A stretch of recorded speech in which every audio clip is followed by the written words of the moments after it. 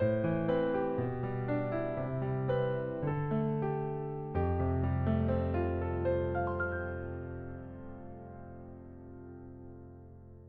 오늘도 매일 주심 기도회로 예배 자리에 나오신 여러분 모두를 환영하고 축복합니다. 오늘 11월 17일 목요일인데요. 하나님의 은혜를 간구하며 주님께 나아가겠습니다.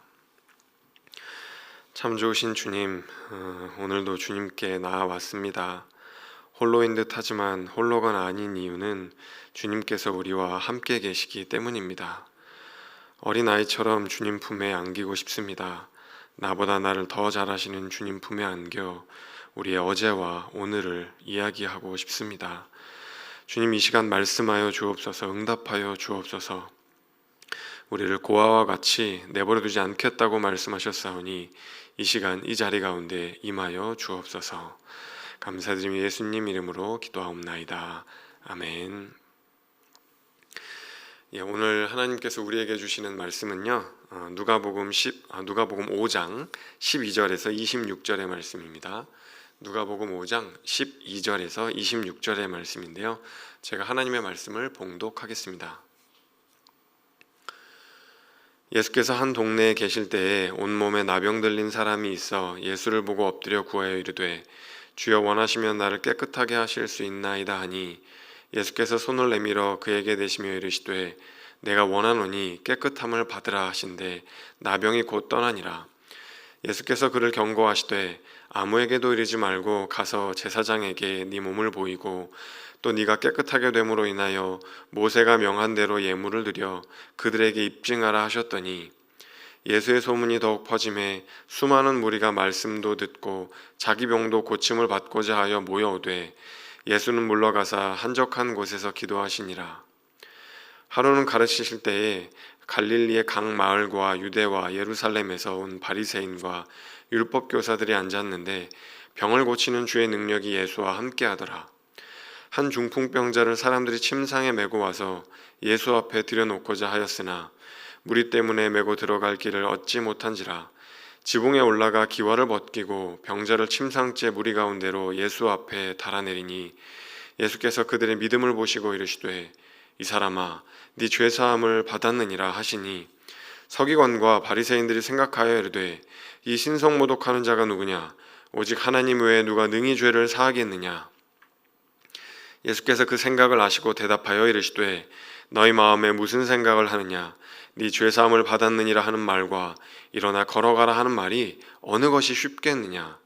그러나 인자가 땅에서 죄를 사하는 권세가 있는 줄을 너희로 알게 하리라 하시고, 중풍병자에게 말씀하시되, 내가 네게 이르노니 일어나 네 침상을 가지고 집으로 가라 하시매, 그 사람이 그들 앞에서 곧 일어나 그 누워있던 것을 가지고 하나님께 영광을 돌리며 자기 집으로 돌아가니, 모든 사람이 놀라 하나님께 영광을 돌리며 심히 두려워하여 이르되, 오늘 우리가 놀라운 일을 보았다 하니라. 아멘. 여러분, 혹시 이런 생각을 해본 적이 있는지 모르시겠습니다. 예수님이 오늘날 이 땅에 다시 오신다면 어디로 오실까? 2000년 전에는 갈릴리 팔레스타인 땅 가운데 오셨잖아요. 오늘날 예수님이 다시 오신다면 어디로 예수님이 오실까? 이런 생각을 해본 적이 있는지 모르시겠습니다. 여러분, 예수님이 다시 오신다면 사람이 많은 서울 한복판으로 오실까요? 아니면 세계가 주목하고 있는 뉴욕 맨하탄 한복판에 오실까요? 아니면 거룩한 예배당, 아주 멋있게 지어진 그런 누가 봐도 칭송받을 만한 그런 거룩한 예배당 한복판으로 오실까요?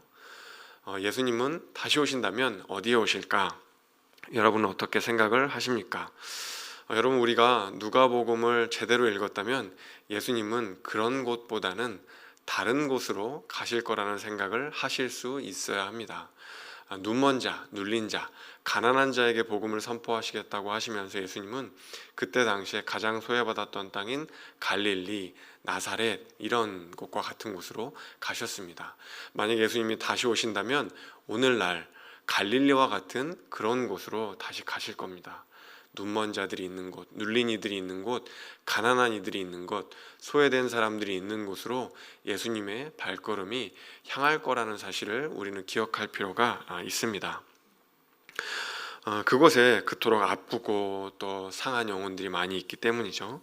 오늘도 예수님은 갈릴리의 어느 곳으로 향하시는데요. 가장 힘겹게 살아가는 두 명의 영혼에게 찾아가십니다.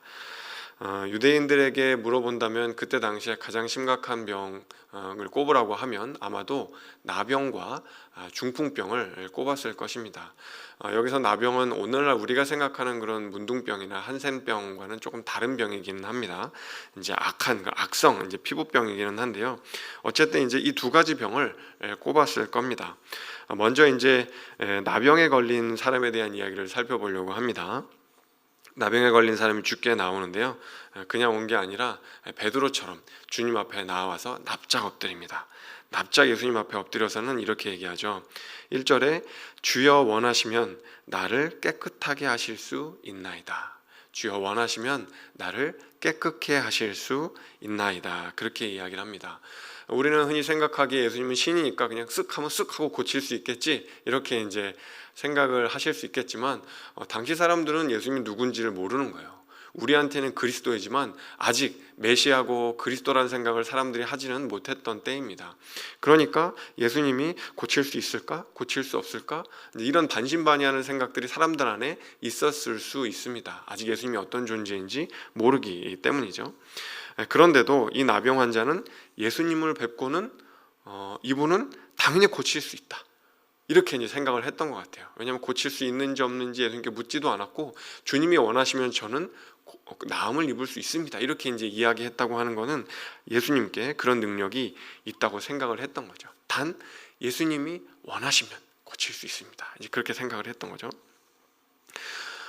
여러분 이 나병 환자가 예수님께 나오는 게 간단한 일이었을까요? 쉬운 일이었을까요? 결코 그렇지 않았죠. 당시에 나병 환자는 격리되어야만 했습니다. 진영 바깥, 마을 바깥에 살아야 했어요.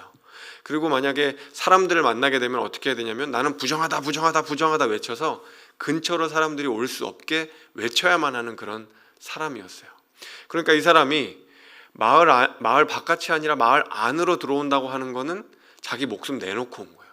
돌에 맞아 죽을 각오를 하고 온 겁니다. 레위기 13장 14절 말씀에 보면은 그런 여러 가지 이제 규정들에 대해서 이야기를 하고 있죠. 그러니까 지금 이 사람이 온 것은 간단히 온 것이 아니라 자기 목숨 내놓고 왔다고 하는 거, 여러분 이거를 일단 기억할 필요가 있습니다. 자, 그리고 이제 17절부터는 중풍병자를 고친 이야기가 나와요. 중풍병. 이런 중풍병은 오늘날 어떤 병하고 유사하죠? 뇌졸중이랑 유사합니다. 뇌졸중이랑 유사해요. 온몸이 이제 마비되는 그런 이제 증상을 보이죠. 그래서 자기 힘으로 움직일 수가 없는 병입니다. 그러니까 오늘 말씀에도 보면은 자기 힘으로 나오는 게 아니라 누가 이렇게 들고 오죠? 4명의 사람들이 아마도 친구인 것 같아요. 아니면 아주 가까운 이웃이거나 그 사람들이 이 사람을 이제 들고 오는 거죠. 그런데 이제 사람들이 너무 많으니까 길이 다 막혀 있는 거예요. 보통은 그러면 그냥 포기하고 갈 수도 있는데 이 사람은 어떻게 하냐면 그 인파를 뚫고 지붕으로 올라가서 지붕에서 기와를 뜯어가지고 거기서 이 사람을 내려서 예수님께 내려놓는 거죠. 그러니까 뭐 일상적인 그런 풍경은 아닌 것 같아요. 아주 희한한 그런 광경인 것 같습니다. 그런데 이때 이제 예수님이 이런 희한한 풍경을 보시고 예수님이 뭐라고 하시냐면 그들의 믿음을 보시고 이르시되 이 사람아 네 죄사함을 받았느니라. 그들의 믿음을 보시고 이르시되 이 사람아 네 죄사함을 받았느니라. 그러니까 중풍병자의 믿음을 보시고도 아니고 그 사람들, 이 중풍병자를 메고 온 사람들의 믿음을 보시고 이 중풍병자의 죄사함을 고쳐주셨다는 거예요. 그래서 이 사람이 너무나 고마워서 하나님을 찬양하면서 자기 집으로 돌아갑니다. 근데 이제 난리가 나요. 종교 지도자들 안에서는. 왜냐하면 그냥 사람을 고쳐주는 거는 괜찮은데 죄사함을 받았다, 이거는 사실은 아무나 할 수 있는 건 아니거든요. 제사장만이 할 수 있는 그런 선포이고 하나님만이 할 수 있는 그런 권세인데, 그거를 어디 듣도 보도 못한 예수라는 사람이 한다는 거에 대해서 이제 아주 분노를 하는 거죠. 네가 뭔데 하나님만 하실 수 있는 그런 죄사함의 선포를 하느냐, 이건 신성모독이다. 그러면서 사람들 안에 쑥덕쑥덕거리고 이제 난리가 나는 거죠. 여러분, 이게 이제 조금 중요합니다. 예수님이 왜 굳이 네 죄가 사함을 받았다는 표현을 썼을까요? 그냥 일어나 걸어라 그러면 되잖아요. 사실 그게 목적이잖아요. 이 여러 사람들이 이 사람을 메고 온 거는 이 사람의 병 고치겠다고 이제 메고 온 거잖아요. 근데 왜 굳이 일어나 걸어라 그렇게 안 하고 네 죄 사함을 받았다 이렇게 얘기를 하는 걸까요? 그럼 이거는 당시의 고대인들의 세계관을 좀 이해할 필요가 있습니다. 여러분, 그때 이제 유대인들에게는 어떤 생각이 있었냐면, 우리의 병은 뭐 때문이다? 죄 때문이다, 이런 생각이 있었던 거예요. 그러니까 누군가 아프고 병에 걸리고 이제 이런 거는 그 사람이 그냥 아파서 그런 게 아니라 죄가 있기 때문에 그런 것이다라고 생각을 한 거죠. 그래서 욥의 친구들도 욥한테 그러잖아요. 너가 뭔가 잘못한 게 있으니까 그렇겠지. 하나님이 애꿎게 너를 왜 고통을 주겠니? 네가 뭔가 잘못한 게 있어. 잘 살펴봐. 네 죄를 회개해. 이러면서 자꾸 네 죄 때문이라는 이야기를 하니까 욥이 이제 화딱지가 나갖고 막 이제 친구들하고 이제 논쟁을 한 거 아니겠어요? 그런 이제 세계관이 유대인들에게 이제 있었다라고 하는 겁니다.